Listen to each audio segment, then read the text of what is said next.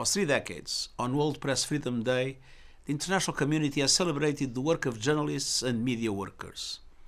This day highlights a basic truth. All our freedom depends on press freedom. Freedom of the press is the foundation of democracy and justice.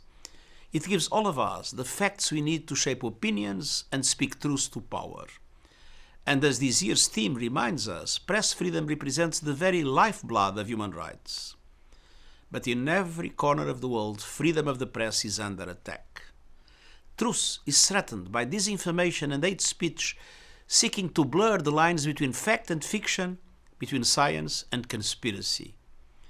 The increased concentration of the media industry into the hands of a few, the financial collapse of scores of independent news organizations, and an increase of national laws and regulations that stifle journalists are further expanding censorship and threatening freedom of expression.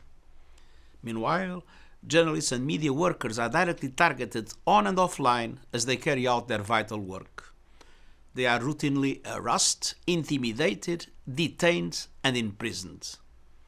At least 67 media workers were killed in 2022.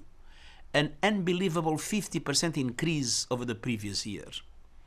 Nearly 3/4 of women journalists have experienced violence online, and 1 in 4 have been threatened physically.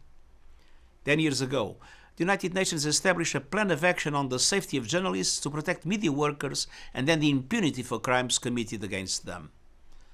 On this and every World Press Freedom Day, the world must speak with one voice.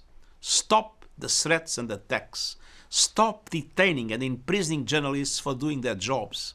Stop the lies and disinformation. Stop targeting truth and truth tellers. As journalists stand up for truth, the world stands up with them.